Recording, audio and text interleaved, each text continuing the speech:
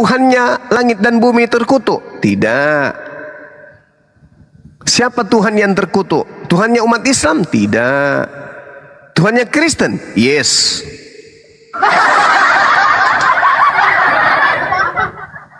Kenapa bisa Tuhan yang Anda sembah adalah makhluk terkutuk? Apa enggak ada yang lain? Nyembah apa kek? Galon, nyembah pohon, nyembah sapi. Kenapa milih Tuhan makhluk yang dikutuk sama Tuhan Anda sembah? Itu dalilnya, Bung. Sebab ada tertulis, terkutuklah orang yang digantung di atas pohon. Itu dalil.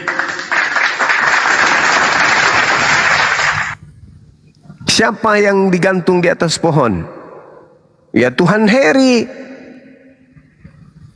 Tuhan yang Anda sembah itu, Tuhan Anda itu, sembahan Anda, terkutuk dia. Pertanyaan saya, kenapa Anda mau menuhankan makhluk terkutuk?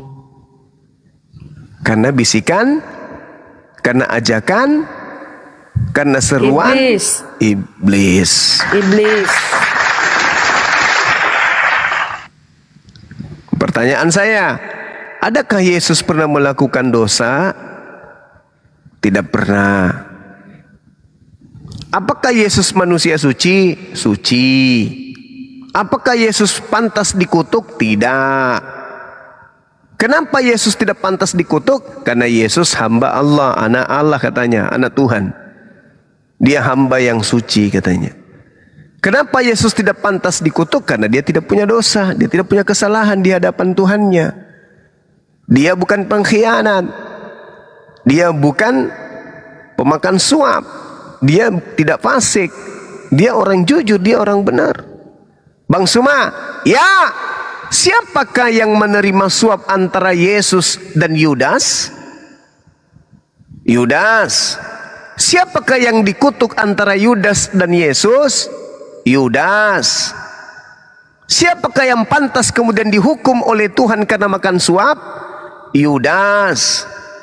Siapa yang kemudian berhak untuk disalib? Yang pantas untuk disalib? Yesus atau Yudas? Yudas.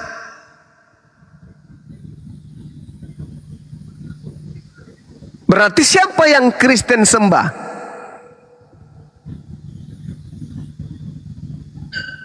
Dia yang dikutuk oleh Elohim, yang mati dengan cara terkutuk di atas pohon. Siapa dia, Paman? Dia adalah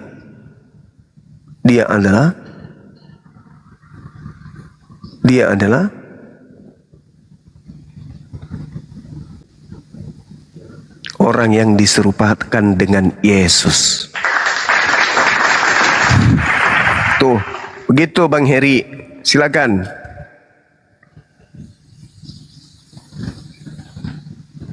Terpesona dia. Bang Heri. Ya, Paman. Jungkir dong. Salah.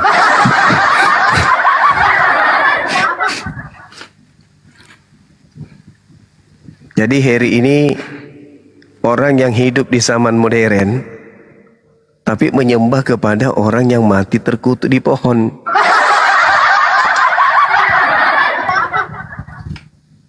Zaman sudah canggih, bro. Masih juga pagan. Gimana dong?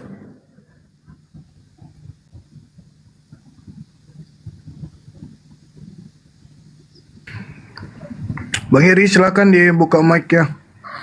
Dibuka mute ya. Kalau nggak ada suaranya aku turunkan ya. Bang Heri. Makanya Bang Heri sering-sering baca Bible. Jangan cuma datang ke gereja, jarang baca Bible, baca-bacalah. Supaya kau paham. Kalau gak punya Bible tinggal ngomong, saya beliin, serius.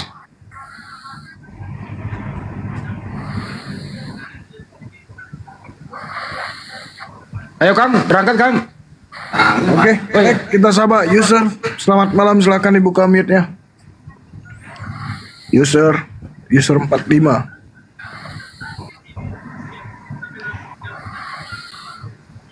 Ini user kayaknya yang tadi yang komen-komen ini di bawah. Selamat malam user. Malam bang. Ya, Kristen ya bang. Iya. Oke, ada yang ingin disampaikan? Masih nyimak aja bang. Nyimak. Iya. Jadi nggak ada ingin ditanyakan. Kalau untuk ditanyakan belum ada bang. Kalau gitu kalau mau nyimak di bawah aja ya. Saldi salah pertanyaannya. Pak user, Iya bang. ada yang tidak ingin disampaikan? Kalau yang untuk apa? Yang tidak ingin disampaikan? Iya, ada nggak? Nggak ada bang. Berarti ada dong. Karena tidak ingin menyampaikan berarti ada yang mau disampaikan. Untuk disampaikan sih nggak ada bang. Ada keluhan nggak? Ada keluhan. Udah sakit di tenggorokan dikit bang. Kencingnya masih lurus. Masih lurus, bang. Masih. Cuma anu bang, ini bang agak Tenggorokan. agak bengkak di tenggorokan aja bang. Bisul udah kempes. Bisul udah turun dikit bang.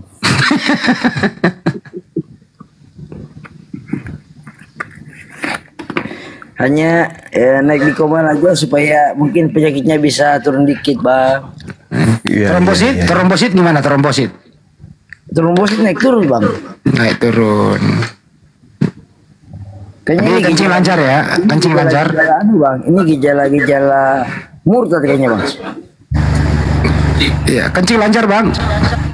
Kencing lurus sedikit bang. Iya, iya.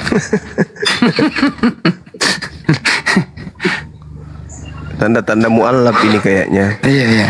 Iya bang, tinggal ini makanya saya naik di Komal di Jambak ya. Saya dengar-dengar gimana apa kebenaran dan apa yang memang bukan kebenaran bang. Iya, betul. Sekarang begini, saudara user, apakah menurut saudara semua iman itu betul? Imannya orang Yahudi, imannya orang Kristen, imannya orang Islam, imannya orang Hindu. Apakah menurut saudara semua iman ini betul? Kalau untuk individu semua merasa betul itu bang. Menurut saudara, menurut saudara. Kalau untuk saya pribadi bang, saya Iman- kan iman saya kan sekarang Nasrani bang.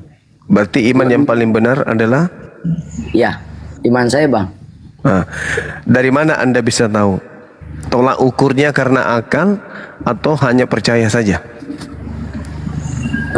Gini bang, kalau dibilang tolak ukurnya adalah percaya saja mungkin betul, karena kita kan namanya agama waris nih bang. Iya, Masya Allah. Iya, betul, tanda-tanda mu'alaf ini. Iya, ibaratnya jadi- kan kita namanya lahir dari Nenek moyang. orang tua yang dari Nasrani ya, pasti kita ngikutnya ke situ. Iya, iya, iya. Jadi iman itu tidak semuanya benar. Ya, Iya, iman itu yang paling benar adalah yang sesuai dengan akal. Betul? betul. Masuk akal nggak kalau Tuhan itu ke bumi menjadi makhluk terkutuk? Kalau dalam iman saya bang itu masuk akal. Dalam iman saya, Bang. Dalam iman Anda itu tidak pakai akal menjadi tolak ukurnya. Kalau akal tidak mungkin pencipta Kan langit abang dan gini bang, abang tanya, masuk akal tidak di dalam iman abang? Kan iman. Coba abang tanya, masuk akal tidak di dalam logika abang? Ah oke. Iya, maksud saya masuk akal ndak iman Anda, di mana mengimani pencipta langit dan bumi turun ke bumi menjadi manusia terkutuk dan mati di atas pohon, digantung oleh ciptaannya Kalau sendiri. menurut iman saya bang, masuk akal. Kalau menurut iman saya, Akal itu kan sesuatu yang seimbang antara real fakta dengan Iya, betul. apa yang kita yakini. betul, Nah, betul bang. sekarang bagaimana Anda bisa mengatakan bahwa Tuhan mati itu masuk akal? Ah gini bang, karena konsep kekristenan beda bang. Konsep kekristenan itu yaitu mengatakan Yesus datang ke dunia itu untuk menebus dosa, yaitu firman-Nya. Itu bukan Tuhan. Dia sebagai keilahiannya, sebagai keilahiannya datang sebagai manusia. Nah, tuh berarti Tuhan berubah menjadi bukan Tuhan. Itu masuk akal. Tuhan menjadi bukan Tuhan, bukan. Gini bang, karena di Kejadian 1 pasal 3 kalau tidak salah bang ya, kan di situ kan sudah mengatakan. Apa itu? Di situ kan sudah mengatakan kita akan menjadikan manusia serupa dengan kita. Oh, nomor 26 itu bang. Ya, oke.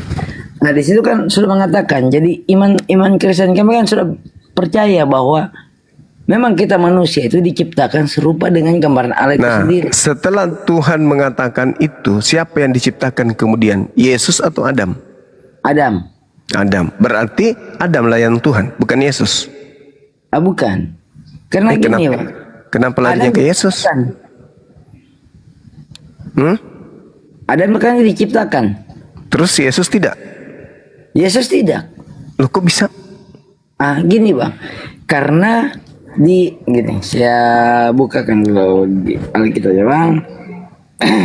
Karena di Alkitab kan di Kejadian kan sudah mengatakan beranak cuculah. Di Adam kan dikatakan beranak cuculah, sementara di Yesus kan tidak bang. Karena Yesus di dalam Alkitab itu dia dijadikan, bukan diciptakan. Bang, dijadikan dan diciptakan itu sama. Cipta itu karya. Menciptakan artinya mengadakan sesuatu yang tadinya tidak ada menjadi ada. Karya, dijadikan, menciptakan atau diciptakan. Nah, Yesus ini adalah sesuatu yang baru. Sebelumnya tidak ada Yesus. Tiba-tiba ada, berarti dia adalah sesuatu yang diadakan.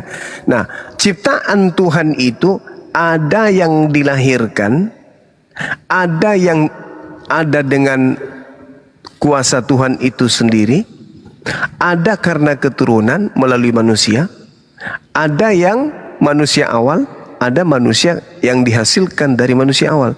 Nah, semua yang ada setelah Tuhan itu semuanya ciptaan. Apapun itu, Tuhan itu bukan ciptaan. Dan dialah yang maha awal. Segala sesuatu yang ada setelahnya, mau setan, mau malaikat, mau jin, mau binatang, mau tumbuhan, mau manusia, itu semua adalah ciptaan. Nah, ciptaan ini kemudian memiliki cara sendiri di dalam proses pengadaannya di atas muka bumi atau di atas langit atau di antara kedua alam tersebut. Yesus bagaimana? Sama seperti Hawa. Hawa tadinya tidak ada. Tuhan mengadakannya melalui apa? Melalui Adam. Apakah Hawa ini ciptaan? Ciptaan yang diadakan melalui Adam. Apakah anak kita ini ciptaan? Ciptaan yang diadakan melalui kelahiran. Jadi bukanlah yang dikatakan ciptaan itu yang seketika dia awal. Bukan, seterusnya dia adalah ciptaan. Semua yang ada di luar Tuhan itu adalah ciptaan Tuhan. Setan, ciptaan Tuhan. Kejahatan, ciptaan Tuhan. Kebaikan, ciptaan Tuhan. Semuanya. Kejahatan, kebaikan, iblis, malaikat, manusia, binatang, dan seterusnya. Itu semua adalah ciptaan, termasuk Yesus.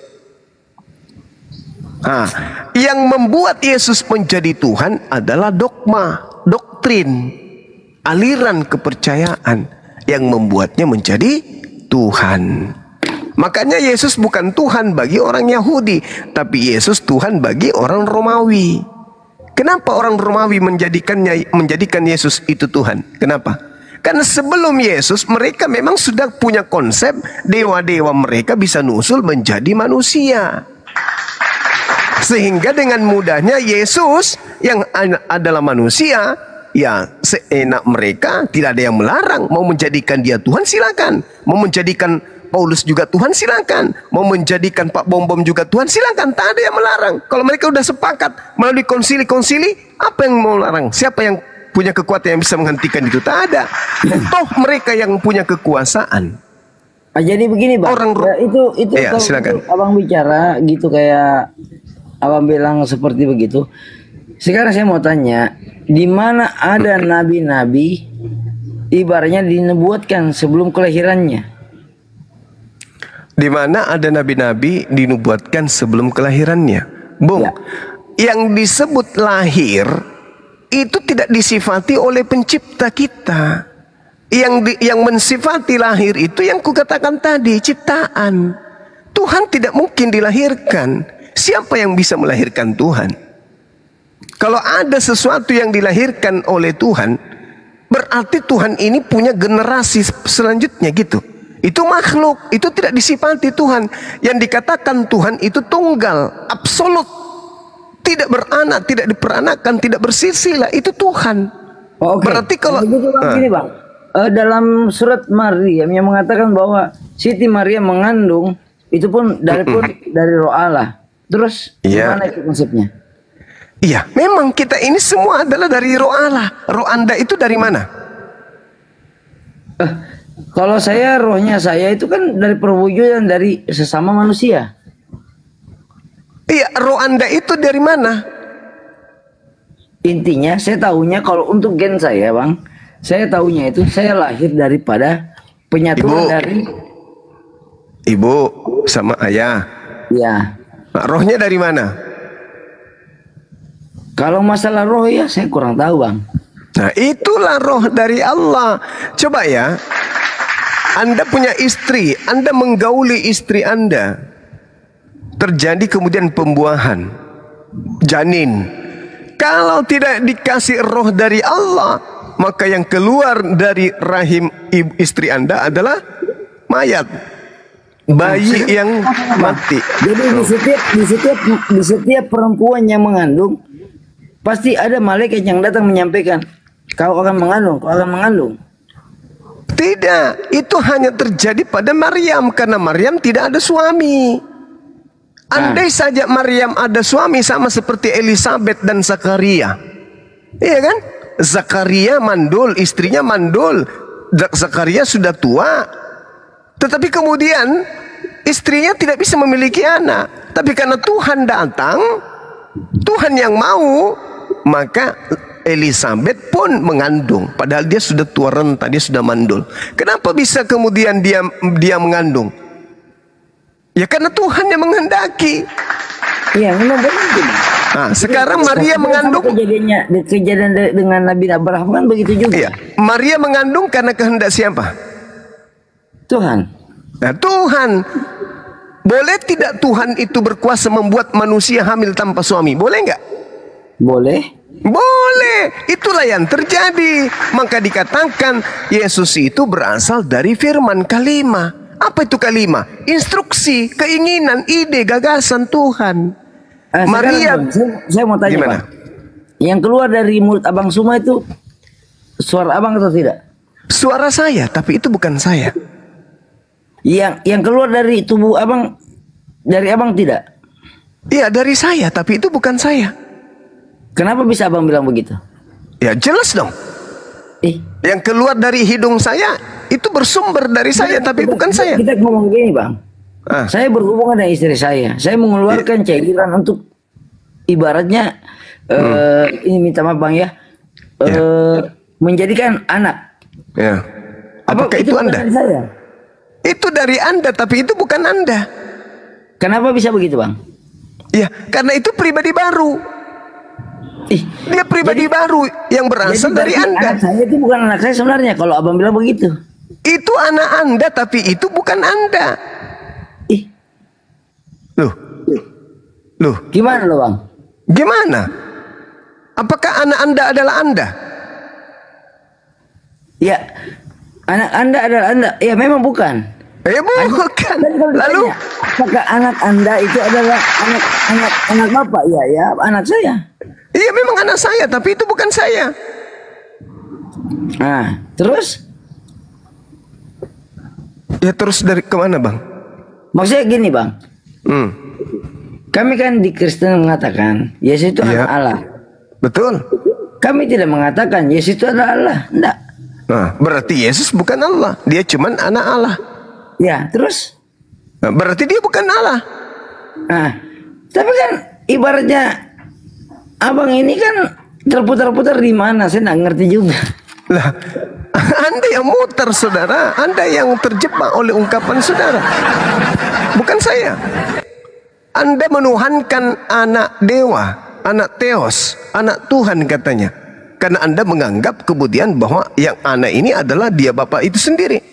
Seibarat Anda meludah, yang keluar dari mulut Anda adalah Anda sendiri. Itu lucu. Makanya aku bilang, konsep iman di Kristen itu tidak berakal, tidak menggunakan akal. Bukan bang, gini. Karena ibaratnya begini. Kami menyembah apa yang kami dengar, apa yang kami lihat. Gitu. Anda pernah mendengar Yesus? Kalau untuk ini mendengar gini bang. Kalau kayak abang tanya, apakah Anda pernah mendengar, melihat, atau apapun? Ya memang bang, kami tidak pernah. Nggak pernah. Tapi kalau untuk bilang, kalau kami ibadah itu kami merasakan, ya ada. Ya begitu juga agama lain bang. Iya. Perbedaannya Anda menyembah makhluk yang dikutuk oleh Tuhan. Dia tidak dikutuk oleh Tuhan. Tapi dikutuk bang. Itu kan, bukan bang, salah. Di firman-Nya itu mengatakan terkutuklah orang yang mati di kayu salib. Tapi kan memang Tuhan Yesus datang ke dunia untuk menebus kutuk manusia. Kata siapa? Kata saya. Karena kenapa bang? Begini, kita ambil contoh. Kita ambil. Kenapa? Ini kan ini periode keduanya Musa ini bang. Musa. Adam. Musa. Nabi Nuh. Nabi Nuh. Zaman Nabi Nuh itu Tuhan cuma membinasakan manusia, betul tidak bang? Iya. Nah, kenapa Yesus datang ke dunia? Karena Tuhan sudah tidak mau membinasakan manusia. Lalu yang dibinasakan dirinya. Yes. Bukan bunuh diri. Dirinya, tapi ibaratnya dia membentengi antara ibaratnya bang, persekutuan lah. Hah? Persekutuan itu PBB, Persatuan Bangsa-Bangsa. Ini persatuan, berarti ini PPP. Ibaratnya dia datang untuk apa dia bilang? Apa dibilang bang? Apa? Dia datang untuk menebus. Manusia dan Tuhan itu tidak ada lagi bagaimana apa? Supaya memperdamaikan antara Tuhan dengan manusia. Abang begitu. Sekali, baru abang aja pura-pura bodoh. Mana ada pernah saya pura-pura bodoh. Jadi gini saudara, Tuhan di dalam kitabnya Yahudi ketika ingin mendamaikan anak Israel keturunan Yakub, Tuhannya mereka meminta persembahan kurban hewan, Imamat 1 nomor 2. Sedangkan yang melakukan perdamaian dengan menggunakan darah manusia itu adalah dewa-dewa, termasuk dewa Molok. Ya begini bang, saya bisa percaya dengan Al-Quran abang. Coba ceritakan dari awal dijadikannya dunia dan para nabi. Coba ceritakan saya.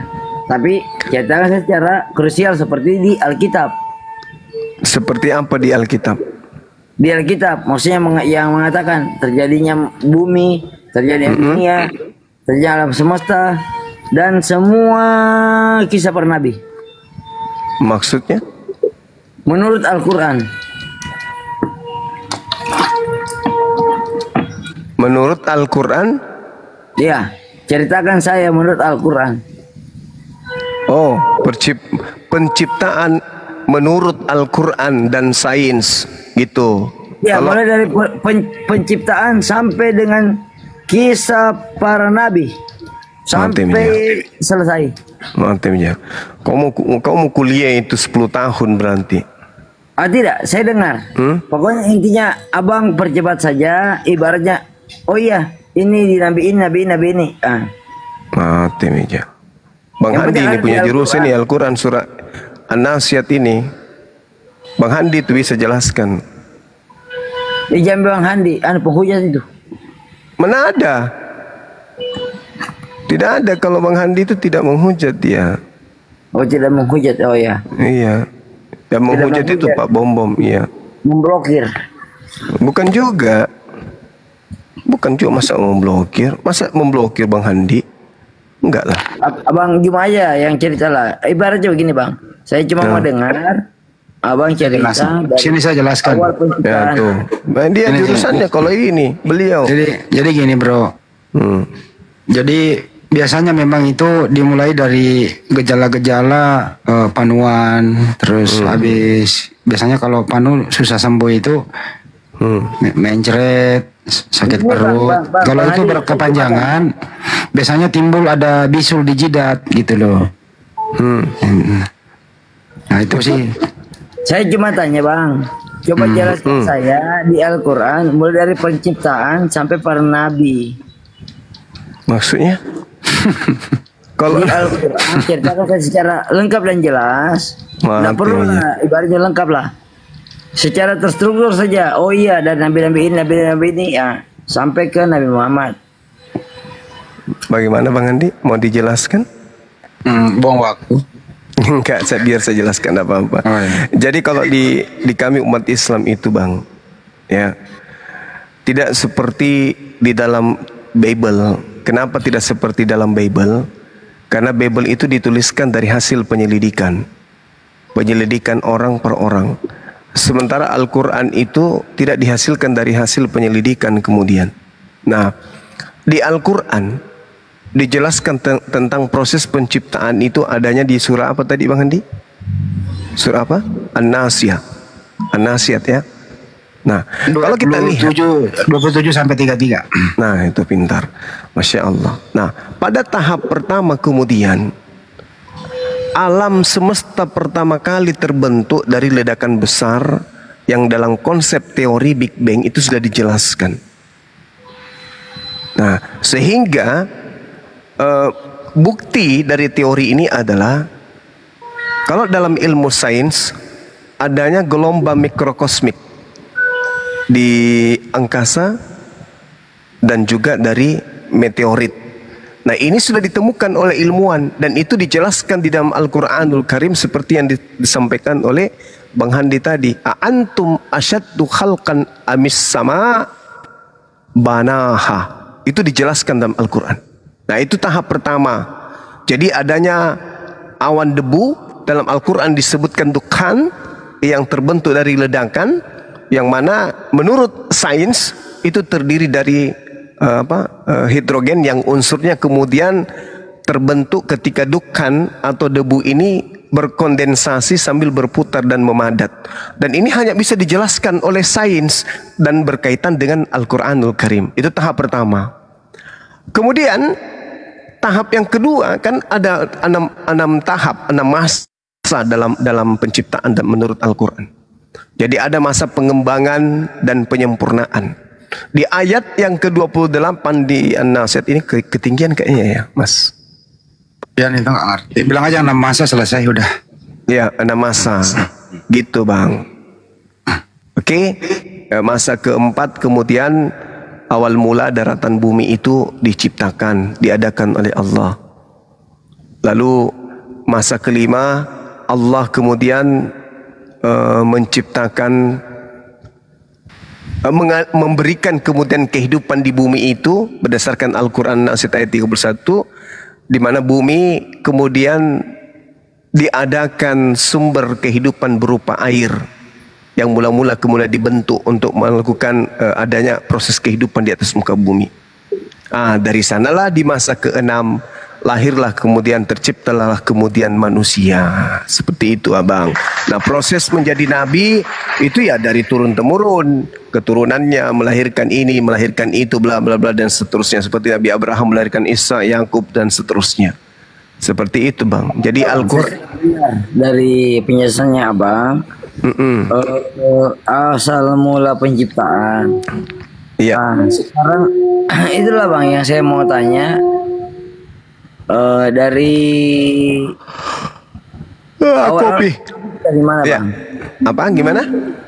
Awal Nabi itu dari mana? Awal Nabi Adam. Adam pertama kali itu yang kami imani sebagai nabi. Karena nabi itu adalah orang yang menerima wahyu. Terus dari Adam menerima wahyu Nabi Adam menerima wahyu apa itu Bang? perintah-perintah. makanlah semua yang kau mau di dalam Gan Eden, di dalam surga ini, di taman ini. Di ayat mana itu bang yang ada di dalam Al-Quran yang mengatakan makanlah? Dalam surah Al-Baqarah ada, kemudian dalam surah As-Sad juga ada yang menjelaskan itu. Sama seperti di dalam kitab Kejadian, perintah makan, tapi satu jangan kau makan. Kenapa bisa sama? Bisa sama bang? Karena pada dasarnya bosnya para nabi itu satu, yaitu Siapa? Allah, Tuhan pencipta langit dan bumi. Kenapa bisa sama? Izin dulu. Coba saya clear out dulu ini ya. Saya nyambung nanti di mobil. Ini mau berangkat sekarang. Iya, Ya, Bang. terima kasih semuanya. Assalamualaikum warahmatullahi wabarakatuh. Waalaikumsalam warahmatullahi wabarakatuh. Gimana bang? Maksudnya gimana bang? Kenapa bisa sama? Ya Apa kan yang- sumbernya satu. Bos para nabi itu cuma satu, yaitu Tuhan pencipta langit dan bumi. Iya. Makanya- Maksudnya dari mana itu bang? Maksudnya? Dari mana? Maksudnya? Awal mula cerita itu dari mana? Apakah memang dari Arab atau dari Yahudi? Kami dari Al-Quran. Kalau anda dari kitabnya Yahudi. Berarti memang bertolak belakang ya bang? Iya Arab dengan Yahudi begitu. Apanya yang bertolak belakang? Begini, saya mau bertanya. Karena kan abang selalu bilang semua para nabi itu kan Muslim, yaitu Islam, ya bang. Betul. Nah, sekarang kan kita bicara. Kalau di iman Kristen itu kan semua kan para nabi itu dari Yahudi, Israel. Iya, dan mereka Muslim. Tak ada Mereka kan tidak pernah menyebarkan agama. kata siapa? Iya, di mana Yahudi pernah menyebarkan agama, bang? Yahudi menyebarkan agama untuk kaum Yakub, Bani Israel. Makanya Kristen ini Agamanya apa hanya ya, Bang? Kenapa? Agamanya apa? Mereka menyebut diri mereka dengan Yudaism. Yudaism itu kan bukan agama, bang. Agama itu adalah sesuatu yang mengikat Coba manusia. Coba carikan saya, bang. Di mana Yudaism itu sebagai agama? Sama seperti ketika Anda menyebut Kristen juga bukan sebuah agama. Jadi agama itu adalah satu kumpulan aturan-aturan yang mengikat kelompok manusia tertentu yang hidup di dalamnya berdasarkan dengan aturan yang mereka punya. Itu agama. Orang Indonesia menyebutnya agama. Berarti sama dengan Islam, bang. Islam, semua ajaran Nabi itu pasti Islam. Tak ada ajaran Nabi yang bukan Islam. Yesus mengajarkan Islam, Daud mengajarkan Islam, Salomo mengajarkan Islam. Semua Nabi mengajarkan Islam. Islam itu damai sejahtera. Tapi kenapa muncul terakhir, bang? Kenapa? Kenapa muncul terakhir? Karena dia yang menyempurnakan segala ajaran Islam yang pernah diajarkan kepada nabi-nabi sebelumnya. Nah, tapi kan tidak semua yang mengartikan kan tidak semua yang telah itu mengajarkan yang terbaik. Ya, tapi faktanya? Nah, faktanya gimana, bang? Faktanya gini. Nabi Musa ke Yesus jaraknya 1000 tahun lebih. Ya, Oke? oke. Kenapa kemudian ada ajaran Musa di Kristen? Kenapa ada ajaran Musa di Kristen? Karena kami mengakui ajaran sebelumnya. Mengakui? Ya, Mengakui apa? ajaran sebelumnya. Tapi kan Anda datang belakangan, jaraknya 1000 tahun lebih, 1400 tahun kurang Apa lebih. bedanya? Apa bedanya dengan Islam? Nah, itulah kenapa Anda pertanyakan ke Islam. Sementara agama Anda jaraknya dengan Nabi Musa 1400 tahun kurang lebih. Kenapa Anda bertanya demikian? Lalu kemudian kenapa kitabnya Nabi Musa Anda sebut perjanjian lama dan kitab Anda sebut perjanjian baru? Dan kenapa kitab abang sebut sebagai Alkitab penyempurna? Memang betul karena Yesus mengatakan masih banyak hal yang ingin aku ajarkan, tapi kalian belum sanggup untuk menanggungnya. Dan Yesus pun mengatakan akan ada ajaran nabi palsu. Nah, nabi palsu itu berasal dari Yerusalem. Nabi palsu itu mengaku bertemu nabi palsu. Begini bang, Yesus pun mengatakan nabi penutup itu daripada Yahudi, tidak ada daripada Yahudi. Tidak ada ucapan Yesus begitu. Malah Yesus mengatakan kerajaan Tuhan akan diambil daripadamu, diambil dari Bani Israel, diberikan kepada bangsa lain. Ayat di mana bang? Di dalam kitab saudara jelas itu. Ya, coba sebutkan ayatnya, saya buka. Dalam Yohanes ada. Yohanes 20 juga ada. Ya. Yohanes berapa? Kalau saya tidak salah ingat, selain di Yohanes juga ada di Matius 21. Coba Anda lihat. Matius 21 nomor berapa itu teman-teman? Berapa? 42, 43 mungkin. Tunggu dulu, Matius berapa? Coba Anda lihat di dalam Matius 21. 21 ayat? Antara ayat 42, 43. Mudah-mudahan saya tidak salah ingat. Ya. 2, 3, oke, saya bacanya. Yes. Kata Yesus kepada mereka, belum pernahkah kamu baca dalam kitab suci bahwa yang dibuang oleh tukang-tukang bangunan, ini yang sering abang baca, yang sering abang Matius buat. 21 bang, Matius 21 nomor 43 coba. 43. Matius 21 43. Sorry.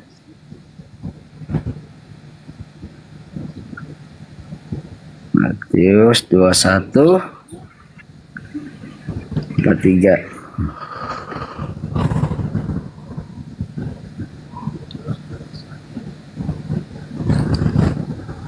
Gimana bang? Lalu.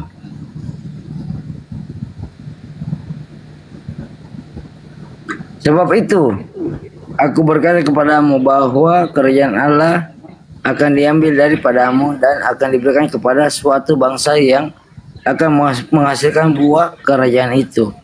Dan barang siapa jatuh ke atas batu itu, ia akan hancur, dan barang siapa ditimpa batu, ia akan hancur. Oke. Jadi ada buah. Ya. Nah, Yesus juga berbicara mengenai buah dari nabi palsu.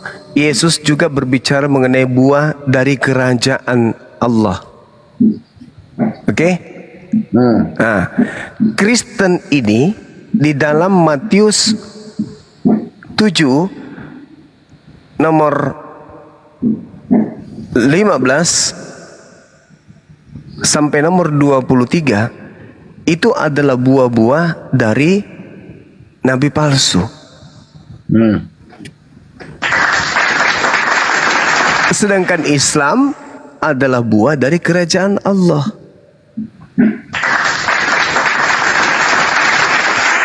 Coba nabi-nabi gimana? Cerita bang, siapa? Sekarang kita cerita. Di dalam Alkitab pun mengatakan, Yesus mengatakan, saya adalah utusan. Nabi Muhammad pun mengatakan saya adalah utusan dan bersaksi.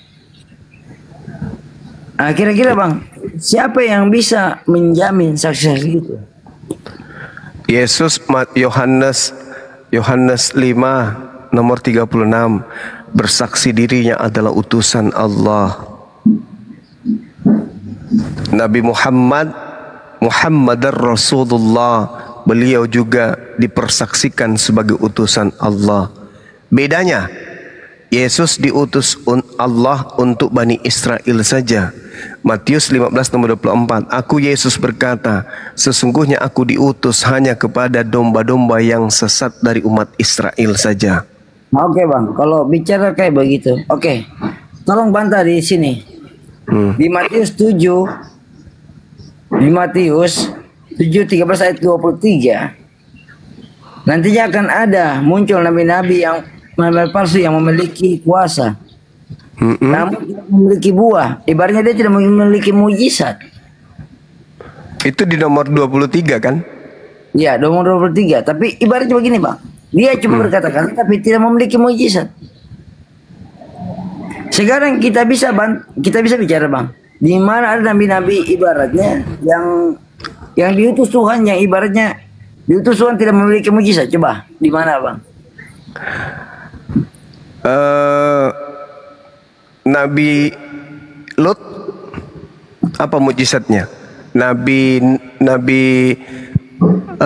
Daud, bukan. Nabi Ayub, apa mujizatnya? Oh gini bang, kayak Nabi Ayub kan mujizatnya gini bang. Dia itu rendah hati dan percayakan Tuhan. Mujizatnya yang saya tanya. Iya, mujizatnya gini bang. Apa yang dia tidak kehendaki dikehendaki oleh Tuhan. Anda ngawur ini. Coba.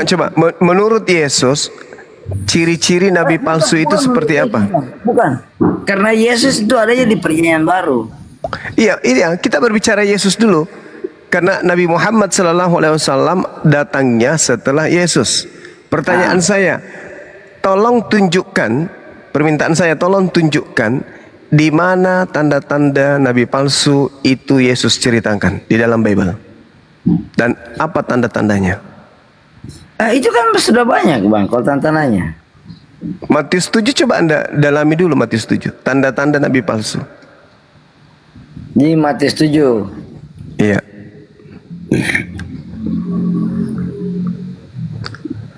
Matius 7 ayat berapa? Nomor 15.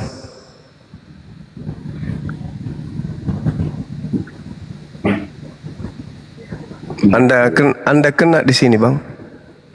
Oh, enggak apa-apa, Bang. Namanya kita mencari kebenaran. Iya. Matius 7 nomor 5. Matius 7. Kalau abang ibaratnya sekarang mau ibaratnya bilang kena saya karena bagaimana, ya berarti abang bukan mencari kebenaran, mencari. Enggak, maksudnya Anda kena kebenaran Anda ini di sini. Itu maksud saya. Matius 7 nomor 15. 15. Oke. Waspadalah nabi palsu yang datang kepadamu dengan menyamar seperti domba, tetapi sesungguhnya mereka adalah segala segala yang Oke. Yesus berbicara dengan siapa di sini? Bani Israel. Ya, pengajaran yang sesat. Ya, saya tahu. Yesus sedang berbicara dengan siapa di sini? Di sini kan dikatakan bahwa Yesus yang berbicara, Bang. Yesus ini yang sedang berkata. Yesus sedang berkata kepada siapa di sini? Kepada para muridnya. Muridnya orang mana? Ya, murid-muridnya. Orang Yahudi kan? Ya. Abad pertama kan? Karena kalau saya bilang orang jenis pontok kan tidak masuk akal, iya. Bang. Abad pertama atau abad ke-7? Pasti abad pertama. Siapa yang datang pada abad pertama? Hah? Yesus. Yang datang abad pertama yang dinubuatkan jadi nabi palsu siapa? Nabi Muhammad atau Paulus? Oh itu gimana? Tidak diterangkan. Hah? Abad keberapa yang akan datang? Ini yang datang kepadamu. Dia berbicara dengan murid-muridnya. Berarti nabi palsunya datang kepada murid Yesus. Siapa yang datang kepada murid Yesus? Nabi Muhammad atau Paulus? Kan sudah kubilang, Bang, abang kena di sini, Bang. Bukan. Ya, pertanyaan saya kalau Anda mau jujur, siapa yang datang kepada murid Yesus? Nabi Muhammad atau Paulus? Sekarang begini, Bang, kalau kita bicara bilang siapa yang datang, itu kan beda konteks, Bang. Karena beda, tidak bisa. Waspadalah kepada nabi-nabi palsu yang datang kepadamu dengan menyamar seperti domba, tetapi sesungguhnya mereka adalah serigala yang buas. Pertanyaan saya, siapa yang datang di abad pertama kepada murid Yesus? Paulus atau Nabi Muhammad? Sekarang kita bicara, Bang, siapakah yang dibilang yang datang? Yang awalnya dia seperti domba, ujungnya dia seperti serigala. Jangan dibalik. Waspadalah terhadap nabi-nabi palsu yang datang kepadamu dengan menyamar seperti domba, tetapi jelasnya mereka adalah serigala buas. Pertanyaan saya, siapa yang datang kepada murid Yesus, menganiaya, menangkap, menyesah, memenjarakan murid-murid Yesus? Itu siapa? Sekarang konteksnya gini bang. Abang kan bilang itu kan konteksnya begini. Abang bilang di dalam perkataan Yesus ada rasul-rasul atau nabi-nabi yang menyesatkan. Berarti abang ini yang menyesatkan ini nabi-nabi palsu yang datang kepada murid Yesus itu siapa? Sekarang begini Pak. Di dalam kondisi itu kan tidak menyebut. Apakah iya, betul. Tapi apakah berapa? Oh, tidak bisa. Emang murid Yesus itu hidup berapa abad? Begini bang. Begini bang. Nabi itu kan berkelanjutan sampai di Nabi Muhammad, betul tidak bang? Iya. Terus siapa nabi yang datang kepada murid Yesus? Nabi-nabi palsu yang datang kepada murid Yesus itu siapa? Ada nabi yang pergi ambil, yang suruh para sahabat ambil. Siapa yang pernah mengaku? Siapa yang pernah mengaku bertemu dengan Yesus, bertemu murid Yesus? Jangan Anda lari kemana-mana. Taurat. Yang pergi ambil kitab Taurat dan jangan Anda kemana-mana. Anda ini belajar tapi Anda cuma menyesatkan. Ini perkataan Yesus, jangan Anda larikan kemana-mana. Ini murid Yesus yang dinasehatin. Waspadalah kepada nabi-nabi palsu. Coba Anda baca Kisah Para Rasul 13 nomor 1. Paulus disebut apa di sana? Gini aja bang. Kira-kira gini. Berarti semua yang ada di ayat Alkitab itu mengarah ke Kristen, betul tidak bang? Yang pengajaran palsu itu Kristen, betul. Yang ada di Alkitab itu berarti semua mengarah ke Kristen, betul tidak bang? Kalau mengarah kepada pengajaran di luar ajaran Yesus pasti Kristen. Karena satu-satunya agama di luar Yahudi yang mengaku pengikut Yahudi hanya agama Kristen. Anda tahu Yeremia 50 nomor 17. Sabar dulu. Kita balik dulu. Kalau di dalam Al-Quran yang mengatakan Nabi Muhammad itu gila karena menerima Al-Quran itu untuk siapa? Itu tuduhan orang-orang kafir kepada Rasulullah Muhammad sallallahu alaihi wasallam. Tetapi itu tuduhan itu adanya di Al-Quran bang, bukan di hadis. Tetapi di dalam Markus 3:21 keluarga, sabar dulu. Keluarga tidak ada hubungannya nabi-nabi palsu dengan Al-Quran. Ada nggak hubungannya nabi-nabi palsu dengan Al-Quran berdasarkan ucapan Yesus? Jangan Anda cari pembenaran. Ini Yesus sedang berbicara dengan muridnya Bani Israel.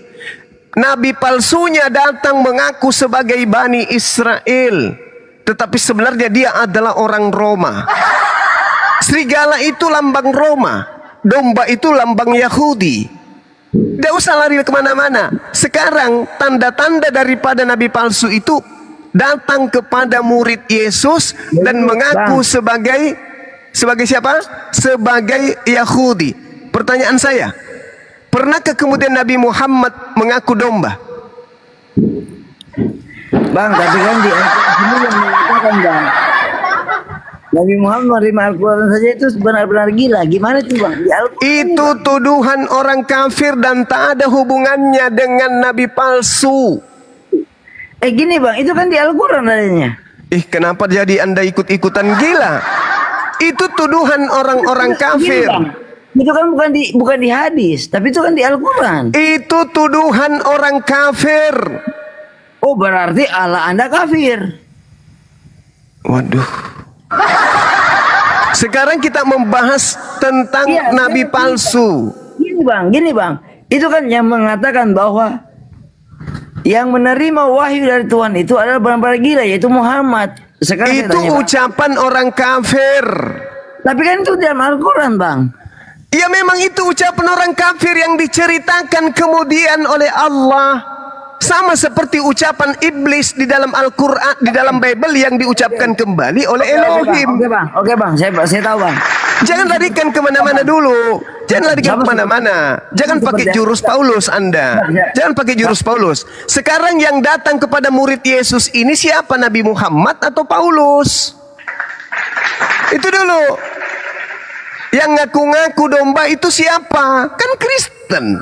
Apakah Anda domba? Bukan, Anda itu serigala buas. Kamu itu menyamar domba. Tapi kau itu serigala. Domba itu, Bung, tidak makan babi. Serigala makan babi. Jangan Anda jadikan Al-Quran sebagai pembenaran. Tidak ada. Ini aja Anda nggak jujur. Yesus berkata kepada murid-muridnya angkatan abad pertama, waspadalah kepada nabi-nabi palsu yang datang kepadamu. Berarti ada nabi palsu yang datang kepada pengikut Yesus. Abad pertama. Itu siapa? Kenapa tidak jujur? Apa saya bilang tadi, Bang? Jawab dulu yang saya bilang tadi, Bang. Ini dulu yang Anda selesaikan. Saya nggak mau ditipu. Meskipun kamu itu licik seperti Paulus, saya nggak mau ditipu. Ini nih di kitab saudara ini. Selesaikan dulu. Siapa yang datang kepada pengikut Yesus mengaku-ngaku sebagai utusan Yesus? Abang tidak mau jawab, jadi saya juga nggak mau jawab kalau begitu. Lah, Anda itu penipu, Anda itu pembohong, Anda itu penyesat. Yang datang kepada murid Yesus itu adalah Paulus in the gang. Anda baca Yeremia 50 nomor 17 yang disebut domba adalah keturunan Nabi Yakub. Lukas, sabar. Lukas bukan keturunan Nabi Yakub. Markus bukan keturunan Yakub. Penulis Yohanes juga kita tidak ketahui apakah itu keturunan Yakub atau bukan. Begitupun penulis Matius kita tidak kenal. Kalau Paulus sudah jelas, dia sendiri yang mengaku bahwa dia kelahirannya adalah Roma. Dia mengaku sebagai serigala, keturunan Benyamin, ngakunya. Nah sekarang permasalahannya adalah Lukas, Markus, Paulus itu semua bukan domba. Dia adalah di luar Yakub. Paham? Berarti dia adalah serigala. Kristen bukan keturunan Yakub. Kristen itu di luar keturunan Israel. Tetapi dia datang ngaku-ngaku domba, ngaku-ngaku keturunan Israel. Siapa itu? Kristen. Adakah umat Islam mengaku domba? Tidak ada. Sedangkan yang datang kepada murid Yesus, waspadalah kepada nabi palsu yang datang kepadamu dengan menyamar seperti domba. Ada enggak umat Islam mengaku domba? Kutanya dulu kau. Ada enggak pengikut Nabi Muhammad mengaku domba? Ada enggak? Kutanya dulu kau. Ayo bang, kita jujur sekarang. Ada enggak pengikut Nabi Muhammad mengaku domba? Iya, rata-rata kambing. Nah, sekarang yang mengaku domba siapa? Kambing. Yang mengaku domba siapa? Kambing. Nah, itu kan kau sudah emosi. Ayo, yang mengaku domba siapa? Kambing. Otet. Emosi dia. Kau turun. Kau ke gereja makan tai pendeta biar kau waras. Turun. Turun, domba palsu. Emosi dia kan? Emosi kau. Emosi mengetahui dirinya adalah pengikut Nabi palsu. Kala hujat dia, kerasukan setan. Langsung setannya keluar. Nabi Muhammad tidak pernah mengaku domba. Kami umat Islam tidak pernah mengaku domba. Sedangkan Yesus mengatakan waspadalah terhadap nabi-nabi palsu yang datang kepadamu dengan menyamar seperti dompet. Sengaja dia putar-putar biar Bang Juma salah ya kan? Bisa dia mau yang kena. Tak mau jujur lagi. Paniku paman. Assalamualaikum warahmatullahi wabarakatuh. Waalaikumsalam warahmatullahi wabarakatuh. Ya, Paulus kau datangkan ke saya berdiskusi pun akan kupas tuntas kelicikannya di sini. Ya, apalagi kalau cuman Anda. Masih mau kau datang besok? Ini jelas kok. Waspadalah terhadap pengajar-pengajar palsu yang datang kepadamu dengan menyamar seperti domba. Anda ngerti nggak kata Nabi di sini, saudara Kristen? Andai kan Anda bisa intelektual Anda itu bisa kemudian membahas secara akademisi. Di sini, di dalam kitab saudara ini, Nabi itu adalah utusan Allah SWT. Coba Anda lihat di KBBI. Oke, sedangkan waspadalah terhadap nabi-nabi palsu yang datang kepadamu dengan menyamar seperti domba. Artinya Bani Israel itu kan domba. Ada nabi-nabi palsu datang ngaku-ngaku domba Bani Israel. Lukas Bani Israel enggak? Bukan. Markus? Bukan. Paulus? Nyamar dari keturunan Benyamin katanya. Tapi dia mengakui di dalam Kisah Para Rasul 28 bahwasanya dia adalah kelahiran Roma. Paulus sendiri yang ngaku. Berarti dia cuma nyamar. Sesungguhnya dia adalah serigala yang buas. Nah, yang disebut domba itu hanya Bani Yakob. Assalamualaikum warahmatullahi wabarakatuh. Waalaikumsalam warahmatullahi wabarakatuh. Yeremia 50 nomor 17. Karisteng bukan Bani Yakob. Berarti Karisteng bukan domba. Tapi Karisteng mengaku domba. Berarti mengaku-ngaku saja. Kalau Anda cuma ngaku-ngaku, bukan orang Makassar tapi ngaku-ngaku orang Makassar, berarti Anda orang Makassar palsu. Bukan orang Jawa ngaku-ngaku orang Jawa, berarti Anda adalah orang Jawa palsu. Bukan orang Indonesia tapi mengaku sebagai orang Indonesia, berarti Anda orang Indonesia palsu. Bukan orang Yahudi ngaku-ngaku Yahudi, berarti Anda Yahudi palsu. Bukan domba tetapi mengaku domba, berarti Anda adalah domba palsu. Siapa itu? Karisteng.